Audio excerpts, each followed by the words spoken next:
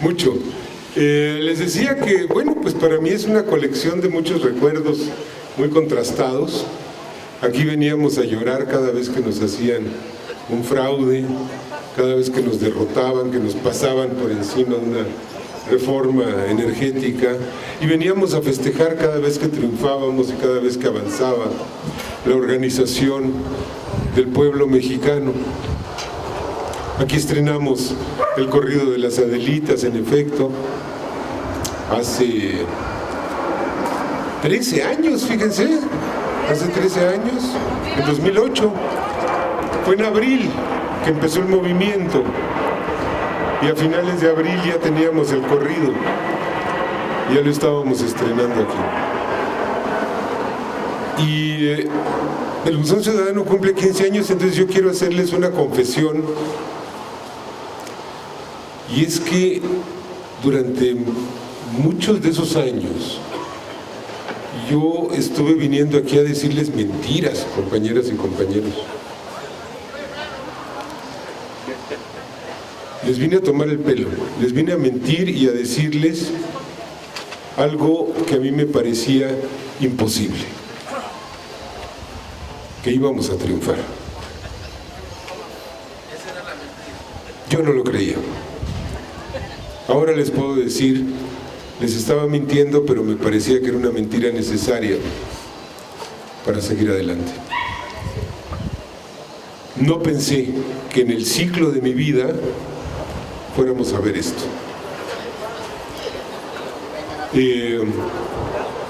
Y pues vivía razonablemente feliz, resignado, a decir, bueno, hay que hacer lo correcto. Hay que actuar en función del sentido del deber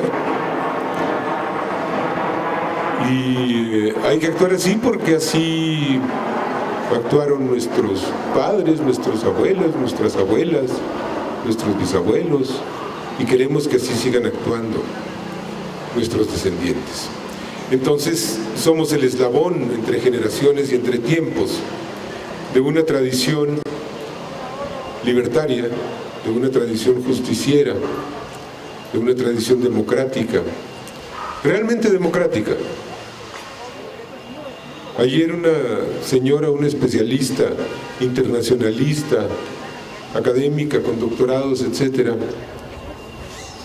decía en Twitter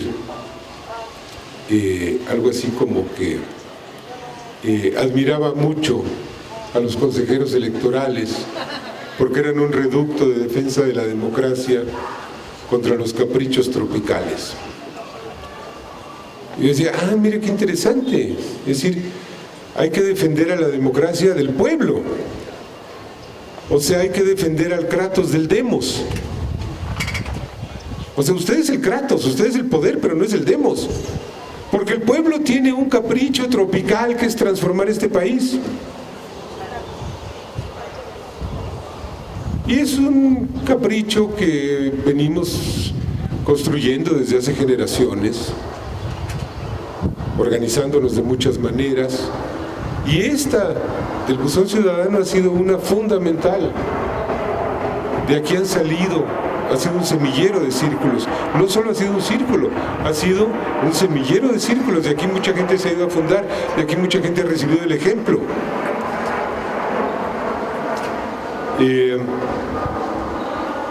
Bueno, yo mismo en Tlalpan fundamos un círculo del campo Xochitl. Recuerdo que invitamos a Batis y Batis también decía, no se desesperen, vamos a triunfar. Pero él sí lo creía, yo no lo creía. Él sí estaba convencido, él era sincero. Bernardo no es un mentiroso, yo tuve que mentir durante muchos años y decir algo en lo que no creía. Es decir, creía que era necesaria la lucha, pero me parecía que nosotros ver el resultado era algo imposible. Lo logramos, ha tenido un costo también muy alto, se nos ha descuadernado el movimiento, y luego tuvimos la pandemia, llegar al poder fue un desastre para Morena. Es el partido al que peor le fue en 2018, si lo vemos en términos de vida interna. Se nos fue el 80% de los cuadros, el 90% de los dirigentes. Nos quedamos sin proyecto y sin programa, porque era un partido que se pensaba para llevar a Andrés Manuel a la presidencia. ¿Y ahora qué hacemos? Y viene el 24, en fin, el partido está en una crisis muy interesante que pues se va a resolver, y me parece que es importante serenarse y no confundirnos nunca y no empezar a darnos de cuchilladas unos contra otros, porque el adversario no está en Morena, el adversario no está en la izquierda fuera de Morena, el adversario no es Cuauhtémoc Cárdenas, no son los zapatistas, no son los movimientos feministas. El adversario es la oligarquía corrupta neoliberal, no hay que confundirse. No es que si Mario Delgado, o que si Ackerman, o que si Gibran, o que si el del Congreso, el del Senado, Monreal, o que si... No, esos no son los enemigos. Los enemigos están enfrente, siguen siendo tremendamente poderosos, controlan el judicial, controlan las instituciones electorales, controlan la bolsa de valores, controlan los medios, y nuestra lucha es en contra de esos. Entonces, me parece que el espíritu unitario hoy es más necesario que nunca, y creo que debemos dejar las rencillas y los rencores entre nosotros para otro momento. Pero esta no es una reunión para hablar de política, o sí, creo que es una reunión para hablar de esta novela, del último suspiro del conquistador, que pues yo me iba del Buzón Ciudadano y le estaba escribiendo en 2008, 2009, 2010. Llegó tarde, es decir, a mí me habría gustado editarla en 2011, por ejemplo, pero se me atravesó Wikileaks y después un editor la tuvo guardada en un anaquel como 3 años y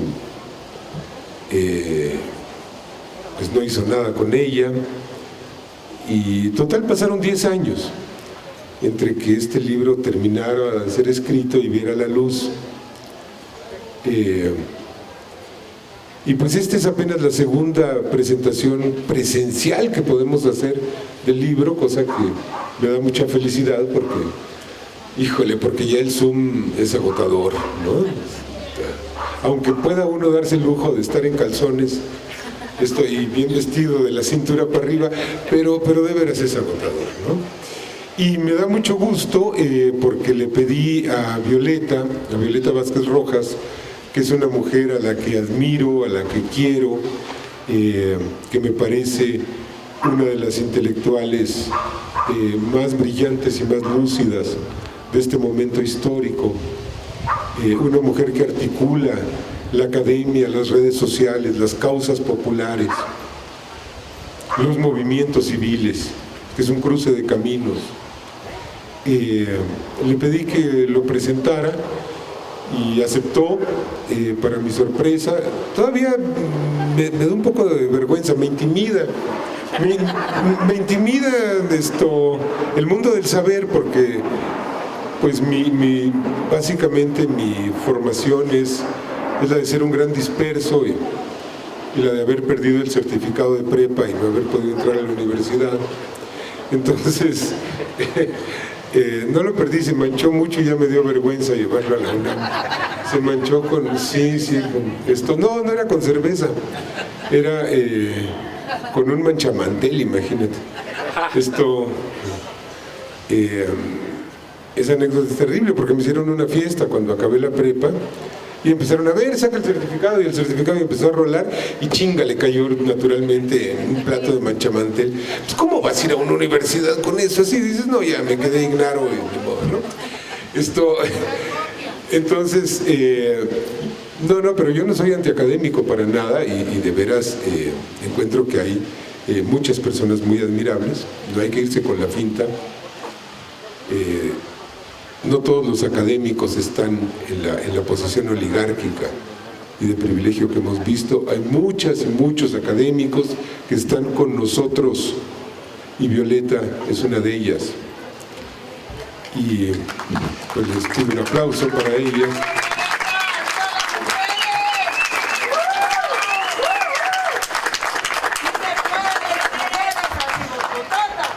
Y llegando acá, además, me encuentro a Zenén Ceferino, que, caray, o sea...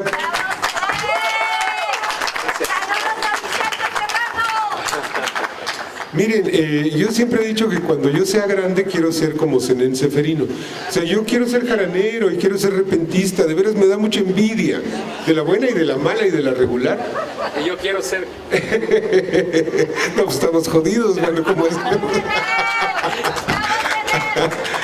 De veras, desde hace muchos años, desde hace décadas, desde los 80s, 90s, nos seguimos, nos encontramos en los fandangos. Creo que ya estoy empezando a aprender a hacer décimas, pero todavía me falta mucho para llegar a la estatura del gran Zenén. Entonces, sin más, pues le damos la palabra a Violeta, a ver que nos platique cómo le fue a ella con este libraco. Bueno, gracias, buenas tardes y muchas gracias por la recepción en este lugar histórico y maravilloso. Ciudadano. Muchas gracias. Y gracias a Pedro por invitarme, pues por el honor de venir a presentar este libro. Al final voy a contar un poco cómo fue este proceso. Pero, bueno, primero quería empezar preguntándoles a ustedes, sin que tengan que contestarme necesariamente, ¿quién no ha querido guardar un alma? La de alguien que se va, la de alguien que se muere, o la de alguien que cambia. Yo creo que todos hemos tenido esa fantasía. Y eso me recuerda, por ejemplo, cuando murió mi padre, que yo regresaba muchas veces a su casa y quería consultarle una opinión, o quería que me diera un dato, quería que me recordara alguna cosa, y pues ya no estaba. Entonces, yo tenía la fantasía de que si tan solo hubiera yo podido pasar toda la información que estaba en el cerebro de mi padre en un disco duro, a lo mejor nunca se hubiera muerto, ¿no? Como si la muerte fuera en realidad una cuestión de rezago tecnológico y no una ley de la vida. Bueno, pues esa fantasía de preservar el alma es lo que explora Pedro Miguel en este libro, aunque él se va desde técnicas más ancestrales, y en esa exploración que hace se ramifica en varias historias, todas ellas conectadas directa o indirectamente a partir de dos momentos primordiales. Uno, en el que el almero Tomás, un brujo maya y sirviente de Hernán Cortés, guarda en un frasco el alma de su amo cuando éste muere. El otro, en el que 460 años después, una estudiante de antropología llamada Jacinta se roba el frasco de la choza en la que reposaba por allá en el rumbo de los Umacinta. A continuación les voy a leer un extracto del inicio del texto. ¿Cómo podré estar a mis anchas si me llego a hallar prieto en un frasco?, inquirió en otra ocasión con una voz acerada que disimulaba la zozobra, obviamente el conquistador. Tú no vas a caber en el frasco, en él estará solo tu pichán, que es tu ánima, y esa no va a sentir nada, respondió el indio impasible. Bueno, Jacinta conoce a Andrés en una estación de tren en París. Después de desviar por unos días su viaje a Ginebra, un amor vertiginoso lleva a Andrés a seguir a Jacinta de regreso a la Ciudad de México y abandonar sus estudios de doctorado en física. A él no se le manchó el certificado, pero encontró un amor y pues regresó. Por otro lado, en México le espera a Jacinta una madre que, sin que ella supiera, quedó desprovista de alma desde que la abandonó el marido, y se encuentra con la sorpresa ingrata de que en un frenesí de limpieza la madre ha regalado el frasco robado que conservaba Jacinta en el cuarto de servicio. El beneficiario o beneficiaria de ese acto es un vendedor y comprador de cosas usadas, le llaman un tlacuache, esa palabra la aprendí en la novela de Pedro, al que se le conoce como Don Rufina, y cuya historia es la de un alma de mujer que vive en el cuerpo equivocado de un hombre. La novela va y viene 460 años, de Sevilla a la Española y de allá a la selva de Chiapas, de la comuna de Bourg-en-Bresse, en Francia, al centro de la Ciudad de México, y de la colonia del Valle a la Lagunilla. Bueno, hay 5 cosas que me gustaría destacar de esta novela para no aburrirlos mucho. La primera, que es quizá la menos importante, pero que no la quería dejar de mencionar porque me llama mucho la atención, es la habilidad de Pedro Miguel para describir la muerte como un proceso meramente orgánico, como algo estrictamente corporal, a veces irrisorio, mundanal y hasta grotesco, casi como cualquier otro acto de excreción, excepto que en este se expulsa, además de otras sustancias y líquidos, un alma. Lo ilustro con este extracto atribuido en la novela Gaspar de Cuadros, cuando describe la muerte de Cortés en Castilleja de la Cuesta. Rindió el alma entre una demasía de eructos y flatulencias, maldiciones a granel e imprecaciones contra el jodido rey nuestro señor, de quien don Hernando pensaba que muy mal le había pagado los servicios monumentales a la corona, maguerá de hacerse dispensa de esas voces malsonantes que profería, porque eran hijas de su extravío postrero. Hay también referencias trágico-cómicas al velorio de Carlos Monsiváis, donde se da una lucha entre la terquedad de los gobernantes que declaran al cuerpo patrimonio de la nación, con tal de arrebatárselo a sus deudos, que lo velan sin haber invitado al presidente a las exequias. La segunda cosa que quiero destacar de esta novela es la presencia sutil pero persistente de la Ciudad de México, otra protagonista cuya alma se expande desde las descripciones de la gran Tenochtitlán hasta el tráfico obstinado de nuestros días. Para ilustrarlo, les voy a leer un pasaje bellísimo de los pensamientos del alma de Cortés.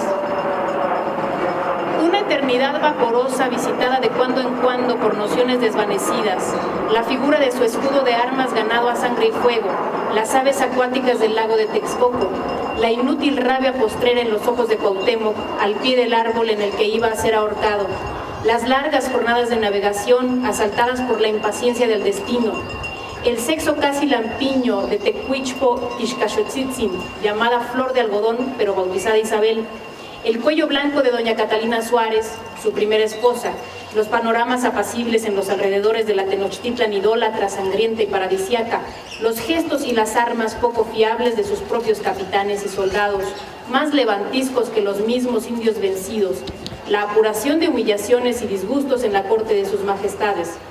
Pero el punto ciego, la isla de nada en la mar de nada, la ausencia y la negrura completas y perfectas, se llamaba Huitzilan, el lugar de su primer encuentro con el señor Moctezuma. ¿Qué había ahí? ¿Qué no había? ¿Qué denso tejido de sombras se cernía sobre ese sitio?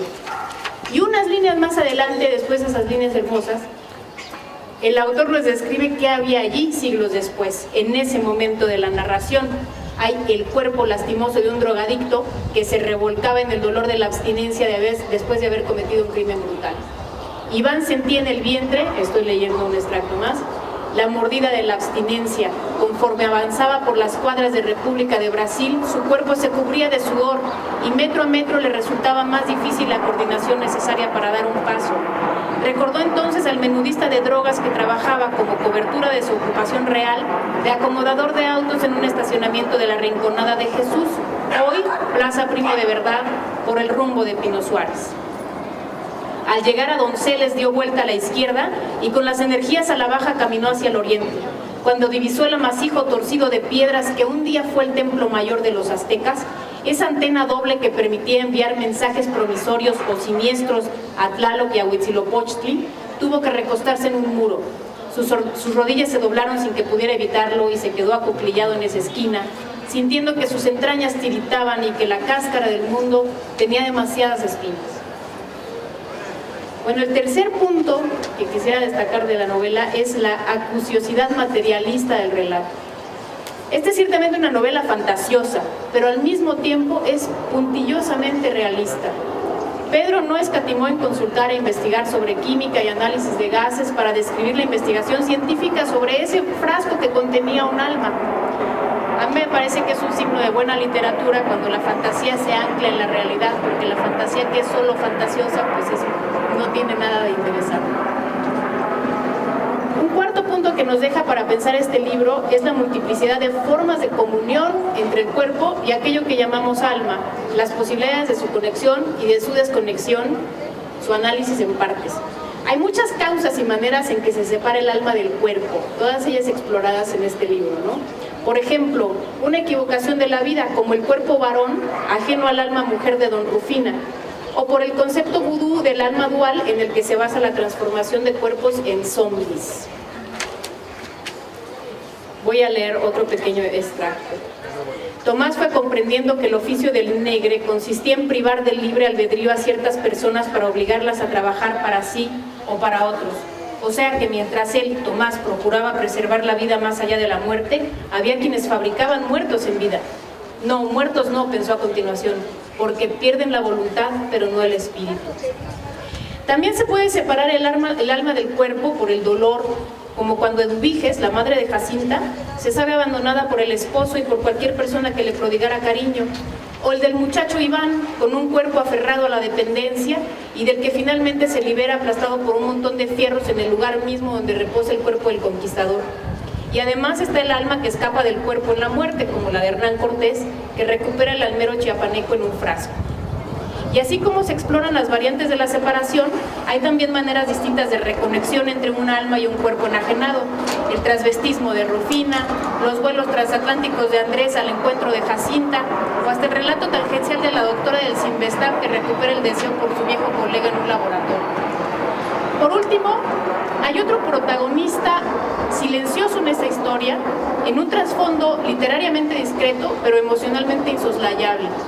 Es el pueblo de México, que se hace presente en este escenario, que siglos atrás fuera la gran Tenochtitlán, dejada por la espada de Cortés, y que es el epicentro de la movilización social con sus múltiples agravios y demandas. A lo largo de la historia asoman multitudes que marchan y reclaman, a la vez que una élite gobernante, indolente y corrupta, hunde al país en la ruina con la terquedad de su ambición y su impericia. Un personaje multitudinario, real y palpitante, que no les quiero arruinar la historia, pero al final también recupera su alma, que en el caso de los pueblos se llaman dignidad y soberanía. El libro de Pedro Miguel es un libro de su tiempo, a pesar de que de todos estos años que han transcurrido desde que lo empezaste a escribir, me parece que, al contrario de lo que tú piensas, yo creo que este es el momento ideal de su publicación, porque creo que no hay nada más actual en este momento histórico que reconocer nuestra continuidad con el pasado y el reconocimiento también de nuestras victorias y nuestros agravios. Pedro emprende una venganza literaria contra el conquistador sanguinario primero, llenándole el alma de remordimientos, luego haciéndola vagar, sofocada en un frasco, reencarnada primero en el cuerpo de un esclavo español regordete del que maldice al grado que el almero decide retornarlo al frasco en espera de un peor destino. Y después, bueno, su destino, del que por supuesto no les voy a hablar porque para eso hay que leer el libro. Por último, quiero agradecer estar aquí presentando un libro de literatura. Yo que no soy de los círculos literarios, cuando Pedro me invitó la primera vez a presentar este libro, yo le dije que se había equivocado de teléfono porque yo no sé de literatura, y yo estoy acostumbrada a que los literatos pues se entienden entre ellos y se presentan entre ellos, o con críticos literarios y escritores. Y le dije, Pedro, pero yo creo que estás buscando más bien pues un escritor o una escritora que te lo presente. Y me dijo, no, justamente lo que quiero es que me presenten los lectores. Y ahora, bueno, ya pasaron varios meses y hasta ahora entiendo por qué tiene todo esto sentido, ¿no? Para empezar, quiero recalcar que, como ustedes ya saben, Pedro es un hombre cultísimo, pero además de culto, lo más interesante es que es culto sin tener la parafernalia social y material que rodea a lo que les llamamos las élites de la cultura, ¿no? Y también es una persona que entiende que el sentido de los libros y el sentido de la literatura está en llegar a la gente, en viajar, en pasar de manos, ¿no? En comentarse coloquialmente en las conversaciones cotidianas. Así es como yo creo, y creo que Pedro en esto tiene toda la razón, que la literatura recobra su sentido más que como una institución de notables, como una práctica cotidiana que nos permite tener algo en común, que se puede convertir en nuestra conversación cotidiana, en un conocimiento compartido. Y ese es el destino que le auguro a esta novela, que sea una literatura que sale del frasco cerrado de las élites literarias y encarna en múltiples cuerpos que formarán parte de nuestras vidas, de nuestro conocimiento común y de nuestras almas. Muchas gracias.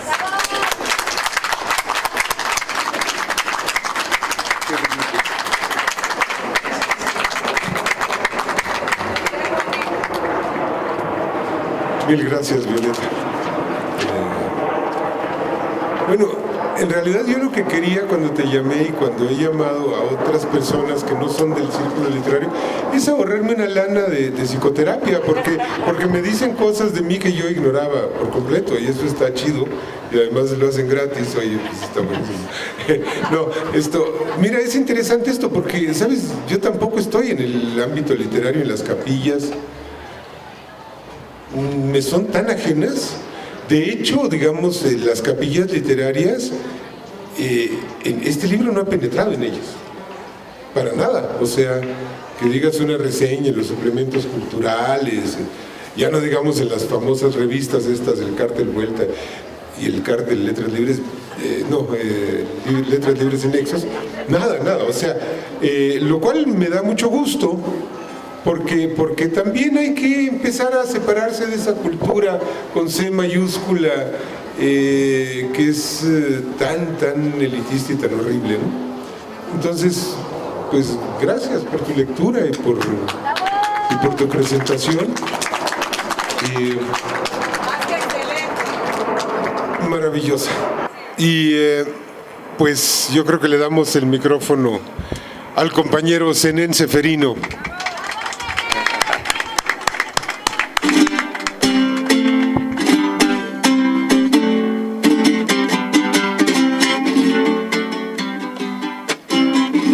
En un sábado precioso, en un sábado soleado, me siento por más honrado y también muy orgulloso en compartir el esbozo, la tinta sobre el papel, la historia de Hernán Aquel. La historia de Hernán Aquel que Pedro lo relató y en un frasco se quedó, ¿verdad, don Pedro Miguel? Para mí es una sorpresa. Para mí es una sorpresa que los versos de este poeta estén con Pedro y Violeta platicando en esta mesa.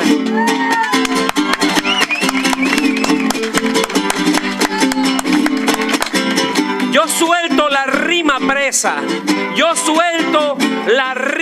presa, con mi jarana en la mano.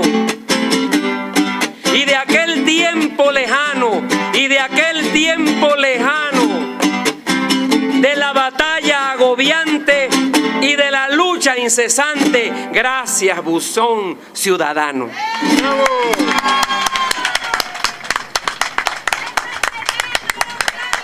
Gracias, muchas gracias, porque, bueno, Pedro, no teníamos nada preparado. Pues, y de repente pues se suelta como el verso, ¿no? La única que tenía algo preparado es Violeta. Sí. Que es una mujer disciplinada, rigurosa, que escribió. Sí. Así que mira, tú y yo somos un desmadre. Por favor, no me evidencies aquí con la gente que va a pensar de mí. No, ¿por qué somos un desmadre? Vengo de un fandango que nos acostamos a las 6 de la mañana, ahorita. Entonces el alma se me quedó allá en un frasco, pero de torito jarocho. Le voy a compartir ya para cerrar un poco de lo que he compuesto. Y este son se llama El Lirio, ¿no?